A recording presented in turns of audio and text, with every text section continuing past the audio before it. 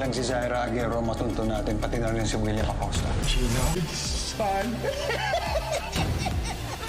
Tinanong ni Sky si Gino kung wala siyang maisip na pwedeng utusan ng papa niya, na pwede ding kapamilya o relatives nila or dati nilang tauhan na pinagkakatiwalaan dati ni William. Agad namang pinaliwanag ni Gino na simula ng may iskandal sa Northford ay dumistansya na ang kamag-anak nila sa kanila na kinakahiya nila ang papa niya, pati na rin siya at buong pamilya nila, na nawala lahat ng mga kaibigan ng pamilya nila dahil sa nangyari.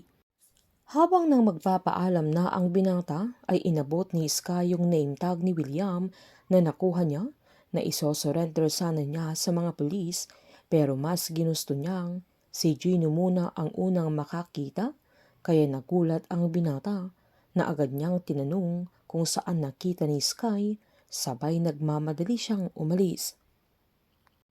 Agad bumalik si Gino sa may labas ng hospital hanggang mapansin niya yung basement, kaya agad niyang pinasok na kahit restricted area yun. Nakita niyang may hagdan na pababa, kaya agad niya itong sinundan. Sakto namang tatakas si Julio sa mga sandaling yan dahil alam niyang papahirapan siya ng mga pulis para lang umamin siya. Nang lalabas na sana si Gino dahil wala siyang nakitang lagusan sa dulo, nang makita niya si Julio na may hinihintay ito. Agad niya itong tinawag pero tumakbo ito, kaya hinabol naman ni Gino.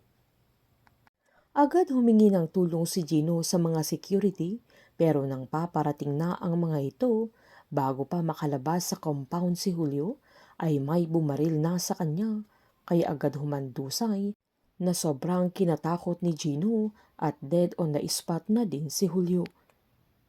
Sinubukang habulin ng mga security yung gunman, pero hindi nila ito naabutan pa. Sakto namang pabalik na ng on-cue si Sky dahil natapos na silang kumain ng mga kaibigan niya nang biglang tumawag si Gino upang ipaalam na patay na si Julio, na siya ang bantay ni William at binaril mismo sa hospital, kaya nagulat naman si Sky at nang aalis na sana ang dalaga ay nakasalubong niya si Dante, kaya agad niyang tinanong kung saan na naman pupunta si Sky, na agad niyang pinapunta sa opisina niya, kaya hindi na natuloy ang dalaga na puntahan pa niya si Gino. Sakto namang dumating sila Steve sa Tramos, kaya agad nilang kinausap si Gino, lalo't sinabi ng mga security guards na hinahabol niya si Julio, kaya tinanong ni Ramos kung bakit kailangan niya itong gawin. Sinaad ni Gino na nasa basement siya noong nakita niya si Julio, na biglang tumakbo nang tinawag niya ito, kaya hinabol niya at biglang may bumarilis sa kanya nang papalabas na siya sa hospital.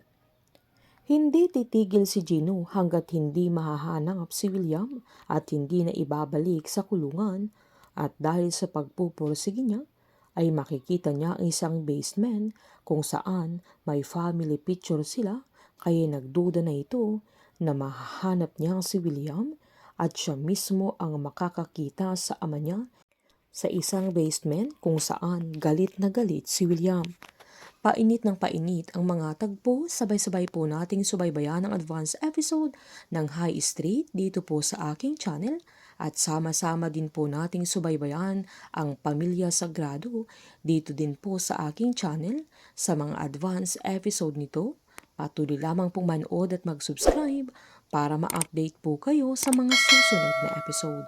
Marami pong salamat.